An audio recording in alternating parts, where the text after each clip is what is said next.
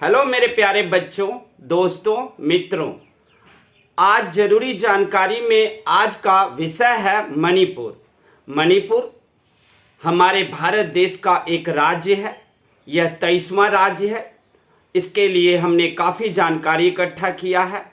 सबसे पहले हम आपको इसकी भौगोलिक स्थिति का वर्णन करेंगे। इसके अलावा इसे पूर्ण राज्य का दर्जा कब मिला, ये पहले यहाँ पर राजतंत्र था, अंग्रेजों का कब कब्जा हुआ, इन सारे के बारे में बात करेंगे। इसके अलावा हम आपसे बात करेंगे कि आजकल मणिपुर में हिंसा क्यों हो रही है। मणिपुर 2 साल से गृह युद्ध के चपेट में है। मणिपुर में जो 2 कुकी और मैती समुदाय के जो लोग रहते हैं वो आपस में क्यों लड़ रहे हैं, कुकी और मैती के इतिहास क्या है, मैं इसके बारे में भी मैं बात करूंगा। इसके अलावा हम हिंसा कहाँ से और कैसे भड़की उसके बारे में बात करेंगे। और सबसे ज़रूरी बात कि हिंसा को कैसे रोका जाएगा, मैं उसके लिए आपको सारे तरीके बताऊंगा। क्योंकि सरकार या राजनीतिक पार्टियां इस हिंसा को रोकने में असफल हैं।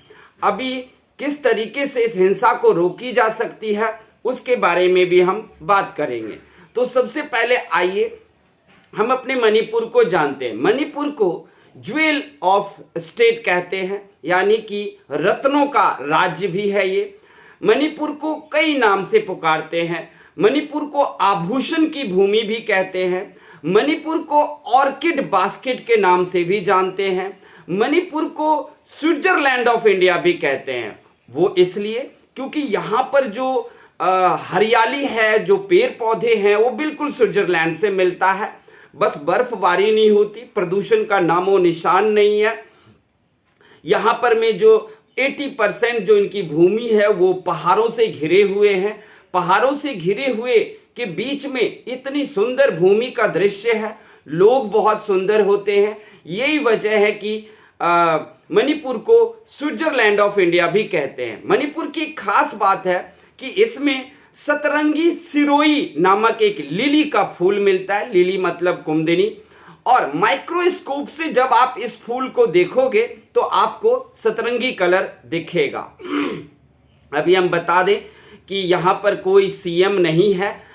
सीएम थे एन बीरेन सिंह, लेकिन वो त्यागपत्र दे दिया है। अभी यहाँ पर पीआर यानी कि प्रेसिडेंट रूल चल रहा है। गृह युद्ध को संभालने के लिए सेंटर ने इसे अपने हाथ में बागडोर लिया है। भारत सरकार इस हिंसा को रोकने के लिए राष्ट्रपति शासन लागू कर दिया है। तो इतने नामों से मणिपुर को पुकारा जाता है। कुछ और भी नाम है जिससे इनको पुकारे जाते हैं। जैसे म्यांमार वाले जो हैं, यानी कि पुराना नाम बर्मा, म्यांमार वाले इनको कथे के नाम से पुकारते हैं। वहीं पर असम के लोग इन्हें मोगली या मोंगली के नाम से पुकारते हैं। तो इतने सारे नाम हैं। मणिपुर है ही इतना सुंदर कि इसके जितने भी नाम दिए जाएं वो भी कम है। तो आइए और कुछ हम इनके बारे में बात करते हैं। मणिपुर राज्य कहाँ पर है? तो हमारे भारत देश के पूर्वोत्तर में पूर्वोत्तर राज्य कहलाते हैं मणिपुर। ये मणिपुर जो है वो आपको 7 सिस्टर में से एक राज्य आते हैं। आप लोगों ने 7 सिस्टर का नाम सुना होगा, उन्हीं में से ये एक राज्य है, पूर्वोत्तर भाग में है। मणिपुर का जो एरिया क्षेत्रफल है वो 22,347 किलोमीटर स्क्वायर में है। यहाँ के जो मूल निवासी हैं एबॉर्जिन, वो है मैती, और ये ज़्यादातर मैदानी भाग और इम्फाल के भाग में रहते हैं। यहाँ के जो निवासी है वो मैती और कुकी दोनों हैं। भाषा यहाँ का मैती लोन है। जिला यहाँ पर टोटल जिला डिस्ट्रिक्ट 16 है यहाँ पर। और राज्यपाल हैं इस वक्त यहाँ पर LA गणेशन, जो मणिपुर की पूरी शासन व्यवस्था को इस वक्त चला रहे हैं। मणिपुर में लोकसभा की सीट 2 है, राज्यसभा की सीट 1 है और विधानसभा की सीटें 60 है। जनसंख्या मणिपुर की 2,85,05,794 है। मतलब 5,85,05,794 यहाँ की पॉपुलेशन है। दर्जा में देखा जाए तो हमारे देश में टोटल राज्य जितने भी हैं उनमें से इनका 23वां यानी कि 23rd राज्य का दर्जा प्राप्त है। साक्षरता, अगर लिटरेसी रेट देखा जाए तो मणिपुर में 77% लिटरेसी रेट है और मणिपुर की राजधानी इम्फाल है। यहां पर देखा जाए मणिपुर में तो कुल जनजाति मणिपुर में 60 रहते हैं। वर्षा, यहां पर 150 सेंटीमीटर बारिश साल में होती है, यानी कि अच्छी खासी बारिश होती है। इसी वजह से यहाँ पर खेती जो है वो धान, चाय इत्यादि की खेती की जाती है। झील यहाँ पर एक फेमस है, लोकताक झील है जो मणिपुर में फेमस है। अगर भौगोलिक दृष्टि से इसका स्थिति देखा जाए तो 23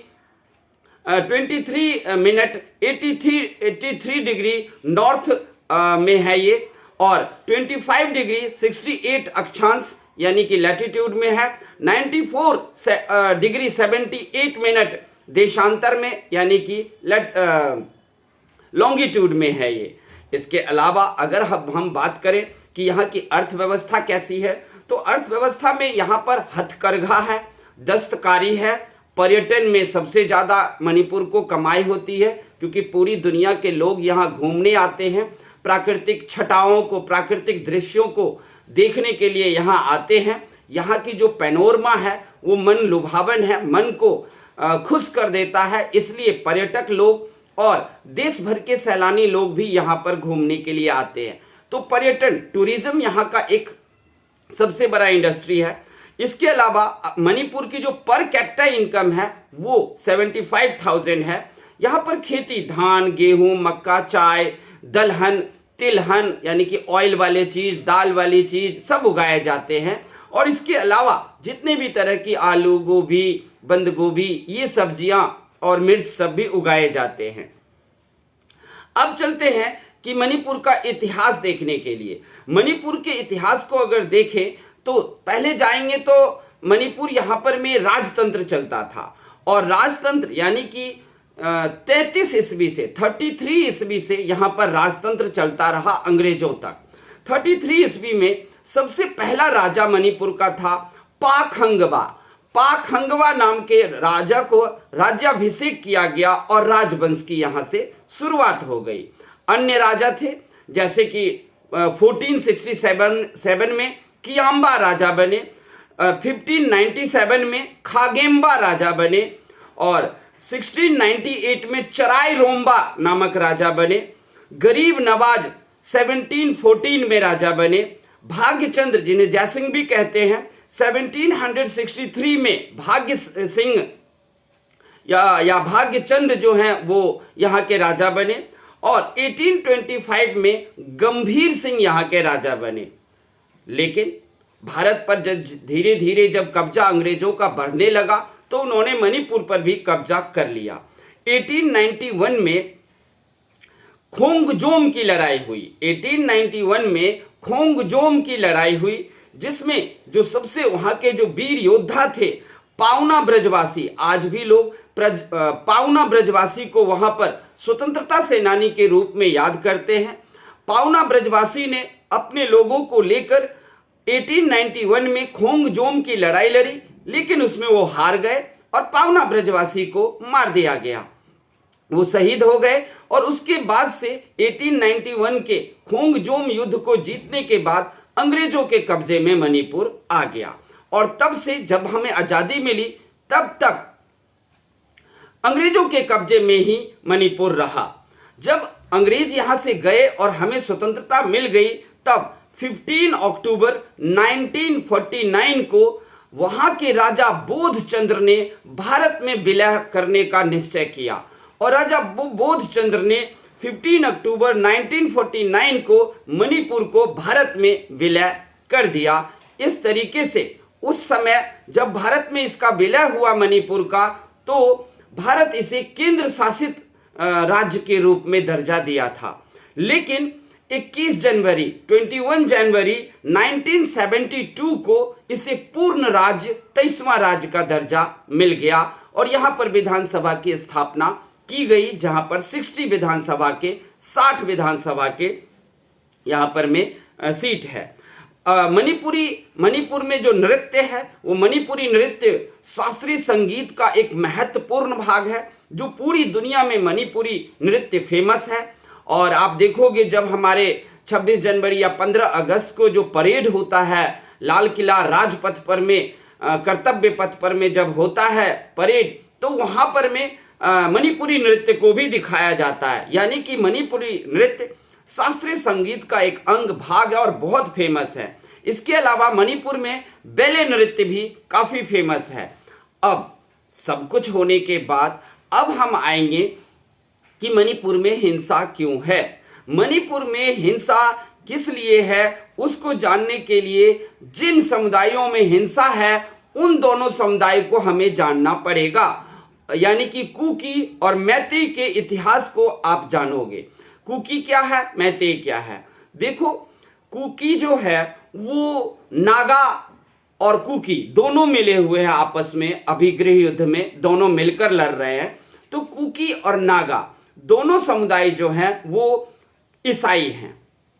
और हुआ ये था कि ईसाई कहां से आया, तो अंग्रेज जब खोंगजोम लड़ाई के बाद मणिपुर पर कब्जा कर लिया तो मणिपुर को एक सैनिक दृष्टि से वहां पर भारे की सैनिक सबको ला लाकर उन्होंने वहां बसाया रखा, क्योंकि उन्हें अपनी रणनीतिक दृष्टि से मणिपुर में सैनिक रखना था।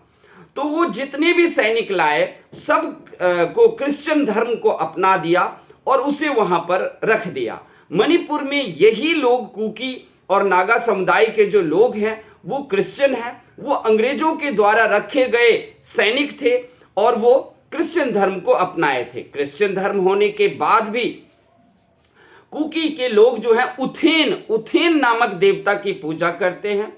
और आरंभ में मैंने बता ही दिया कि आरंभ में इन कुकी समुदाय को अंग्रेजों ने बसाया था सैनिक के रूप में, और वही सैनिक वहीं पर रह गए और वहां के विमेन से शादी ब्याह किया और फिर ईसाई लोगों की यहां जनसंख्या बढ़ने लगी। कुकी लोग कुल जनसंख्या का 35% हैं, जबकि मैतेई लोग कुल जनसंख्या का 65% है। कुकी समुदाय के लोग मणिपुर के अलावा नागालैंड, असम, मेघालय, त्रिपुरा, बांग्लादेश, म्यांमार और मिजोरम में भी रहते हैं। कुकी लोग सरदार के आज्ञा को पालन करते हैं और वो ईसाई धर्म होने के बाद भी अभी भी उनके कबीले में सरदारी चलती है, यानी कि नाइटहुड चलता है। वो जो कहेंगे वही ये लोग करते हैं। इसके अलावा कुकी समुदाय में स्त्रियों को किसी भी तरह का अधिकार, आजादी नहीं दी गई है। कुकी लोगों का अपना कानून होता है, कबीले का कानून, सरदार का कानून। अगर कुकी लोग किसी की हत्या कर देते हैं तो खूनी को पूरा जीवन गुलामी के जीवन का सजा दिया जाता है। यही नहीं, जो खूनी के परिवार होते हैं उनको भी गुलामी करनी पड़ती है और लोगों की। यही वहां पर खूनी लोगों की सजा है कि अगर तुम किसी की मर्डर, हत्या या खून करोगे तो तुमको पूरी जिंदगी गुलामी की सजा दी जाएगी, जेल नहीं दी जाती है, किसी न किसी का तुम्हें गुलाम बनकर जीवन जीना पड़ेगा। कुकी समुदाय के बारे में अगर आपको ज्यादा जानकारी चाहिए तो एक तारानाथ, लेखक तारानाथ है, तारानाथ की पुस्तक बौद्ध धर्म का इतिहास पढ़िए तो आप कुकी समुदाय के बारे में अच्छे से जान पाओगे। इसके अलावा अब मैतेई को देखते हैं।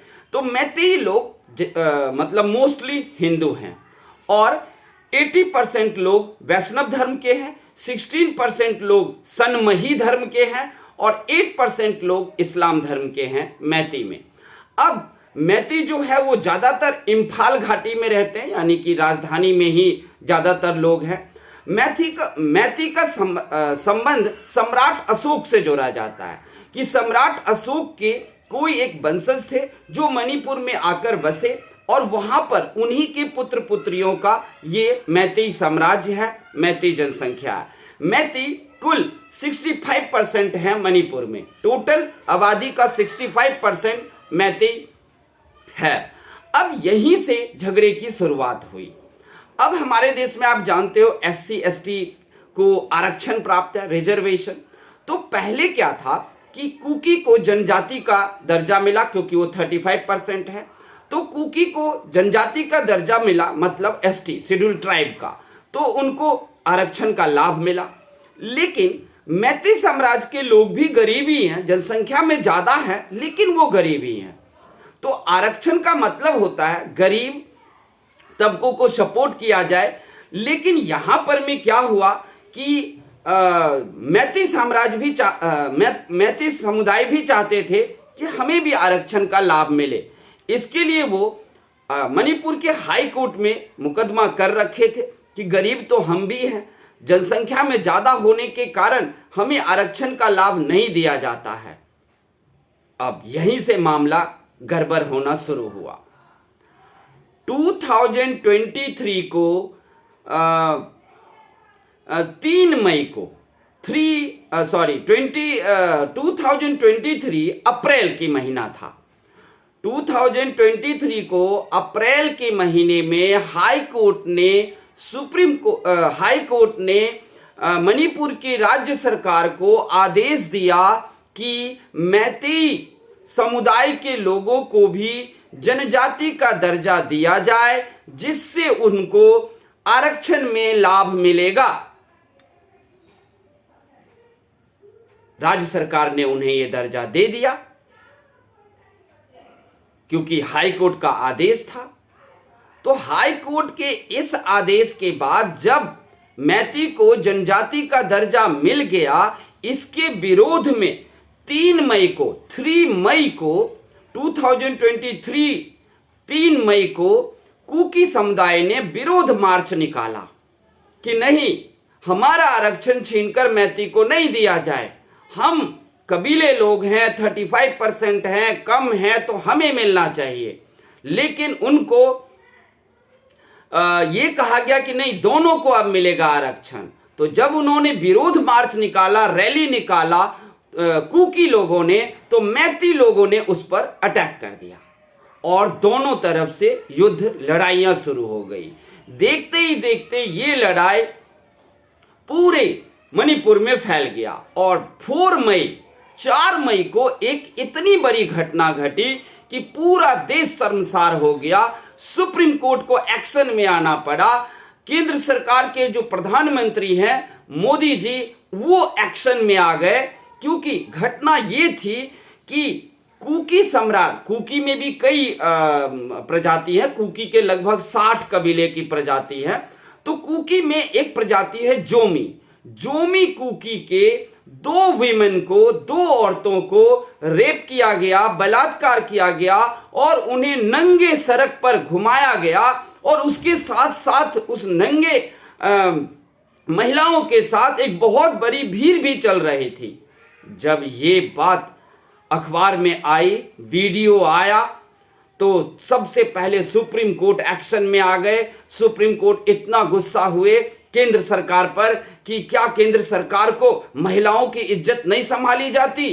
क्या मणिपुर के घटना नहीं संभाली जाती? अगर नहीं संभाली जाती है तो सुप्रीम कोर्ट खुद उतरेगी महिलाओं की इज्जत को बचाने के लिए, महिलाओं की गरिमा को बचाने के लिए, क्योंकि ये धरती, भारत धरती ही महिलाओं के लिए एक स्वर्ग है। हम महिलाओं को पूजते हैं, हम काली, दुर्गा, पार्वती को पूजते हैं और वहां पर महिलाओं की इस कदर बेइज्जती होगी और ऐसा किया जाएगा, सुप्रीम कोर्ट नहीं सहेगा। भाई साहब, इस घटना, सुप्रीम कोर्ट के इस बयान ने पूरे देश में आग पकड़ ली। तुरंत मोदी जी ने प्रेस कॉन्फ्रेंस किया और कहा, ये आज भारत देश और मैं शर्मसार हो गया हूं, शर्म से माथा मेरा झुक गया है। जो हमारी माताओं बहनों के साथ नंगे करके परेड करवाया गया है। और तब से उन्होंने एन बीरेन सिंह को, चीफ मिनिस्टर को आदेश दिया कि घटना को पूरा ब्यौरा पेश किया जाए और जल्दी से जल्दी मणिपुर के गृह युद्ध को संभाला जाए। लेकिन एन बीरेन जो थे इसे संभाल नहीं पाए और नहीं संभालने के कारण अभी इसी साल 2025 के में ही, अभी 1 महीना पहले ही एन बीरेन को हटा दिया गया है और 2005 के जनवरी महीने से ही वहां पर में पीआर रूल, प्रेसिडेंट रूल को लगा दिया गया है और अब प्रेसिडेंट करेंगे। जब ये महिलाओं को नंगे घुमाने की जो घटना आया था, उसके बाद ही भारत सरकार ने अपनी मिलिट्री वहां उतार दी अब मिलिट्री जहां जहां पर है वहां तो हिंसा नहीं हो रही है, हिंसा में हजारों लोग मारे गए हैं। मैती और कुकी के जितने भी नागरिक हैं, सिटीजन, सब ने बंदूक उठाए हुए हैं। आप लोग कई वीडियो देखोगे जिसमें कुकी मैती के जो महिलाएं सब हैं वो भी अपने कंधे पर बंदूक टांगकर बाजार जाते हैं सब्जी लाने के लिए कि कब क्या कौन सी घटना हो जाए। और दोनों ही तरफ के लोग अपने अपने इलाकों को घेर करके और सीमाबद्ध करके और सीमा पर दोनों ही तरफ के लोग सैनिक में बदल चुके हैं और हथियार लेकर, ना तो वो कुकी अपने सीमा में उन्हें नहीं घुसने देते, मैती अपने सीमा में कुकी को नहीं घुसने देते। अगर घुस जाते हैं तो ये लोग हत्या, मर्डर और गोलियों से भून देते हैं। हालांकि मिलिट्री ने बहुत हद तक पूरे घटना को और जो पूरा प्रक्रम है मणिपुर की हिंसा को काफी हद तक संभालने में मदद किया है और संभाल भी चुके हैं, लेकिन लोगों के मन से अभी तक नहीं हटा है। कुकी और मैती समुदायों ने अपना सैनिक बना लिया है, अपना मिलिट्री ग्रुप उनका हो गया है। उन मिलिट्री ग्रुप से हमारे आर्मी के जो चीफ हैं वो बात कर रहे हैं कि ये आप कब तक चलाओगे। अब मैं जो मेन मुद्दे पर आता हूं, ये मुद्दा ये है कि इसको कैसे ठीक किया जाए। क्या मिलिट्री किसी व्यवस्था को ठीक कर सकते हैं? हाँ, कर सकते हैं, लेकिन मिलिट्री का भी नेचर तो युद्ध का ही है। युद्ध करने वाले लोग युद्ध का पंचायत करके युद्ध की समाप्ति नहीं कर सकते। तो इसके लिए क्या करें? राज्य सरकार या वहां की जो राजनीतिक पार्टियां हैं वो अमल करें। देखो, राजनीतिक पार्टियां होती ही है लड़ाई लड़वाने के लिए, जिससे कि उनका अपना हित पूरा हो सके, वो अपनी आकांक्षा पूरी करना चाहते हैं। तो अब हम मणिपुर हिंसा को कैसे रोकें, इस पर मैं आपको बता देता हूं। देखो, मणिपुर हिंसा को रोकने का सीधा उपाय है कुकी और मैती समुदाय का जो मुखिया होगा, जो उनकी टीम होगी, 5 लोग इधर से आए, 5 लोग इधर से आए और वो बैठक करें। बैठक कर में एक बैठक में तो सफलता हासिल नहीं होगी। आप दोनों तरह की टीम हफ्ते में, 15 दिन में, महीने में दोनों तरफ की टीम बैठे और कई बैठकें करें। बैठकों से जब बातचीत शुरू होगी तब पता चलेगा कहीं हमें कोई लड़वा तो नहीं रहा है राजनीतिक पार्टियां। तो इसलिए अगर मैती और कुकी दोनों आपस में मिल जाए, याद रखना मणिपुर निवासियों, वियतनाम का युद्ध आपको याद होगा, जितने भी पढ़े लिखे लोग होंगे, वियतनाम में भी यही हुआ था। जब पूर्वी वियतनाम और पश्चिमी वियतनाम को आपस में लड़ा दिया गया था अमेरिका के द्वारा, लेकिन बाद में जब अमेरिका की चाल समझे तो पूर्वी वियतनाम और पश्चिमी वियतनाम यानी कि हो चिन मिन जो थे, वहां के हो चिन मिन ने अमेरिका की चालाकी को समझते हुए आपस में वियतनाम के लोग, पश्चिमी और पूर्वी वियतनाम के लोग आपस में मिल गए और फिर अमेरिका को नाको चने चब्बा दिया था और अमेरिका को हार कर वहां से भागना पड़ा था। वही काम आप लोगों को करना है। कुकी और मैती आपस में सब मिलकर बात करें और वहां पर में आप बात करने के बाद आपस में दोस्ती करें, मित्रता करें। देखो, रहना आपको वहीं पर में है।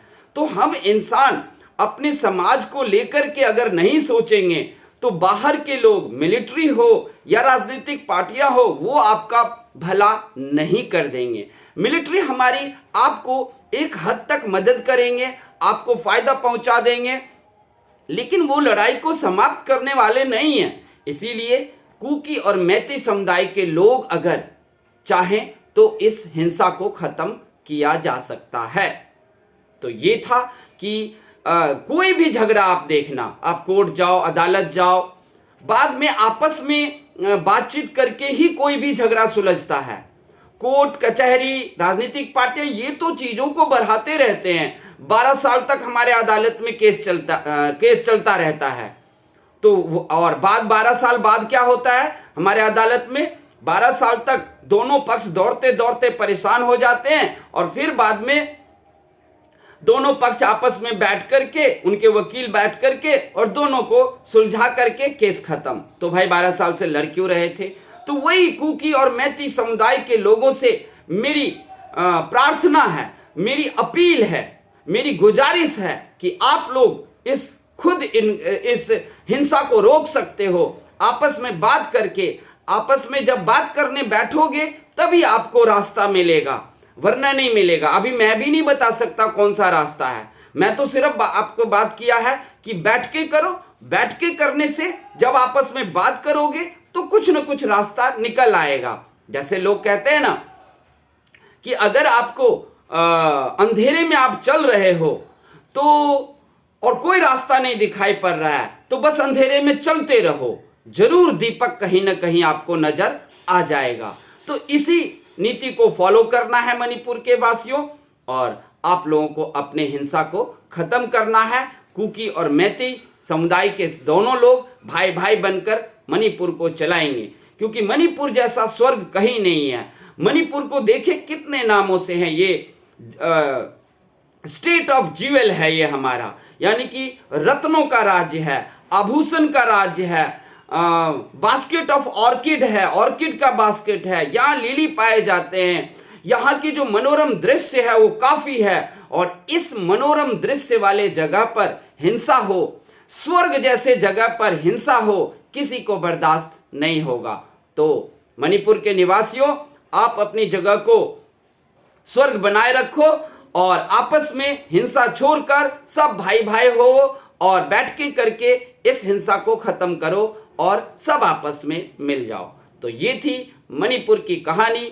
आप लोग दर्शकों को ये कैसा लगा ये आप हमें बताना कमेंट करके। अच्छा लगे तो मणिपुर के निवासियों हमारे चैनल को सब्सक्राइब भी कर देना। थैंक यू, धन्यवाद, जय हिंद।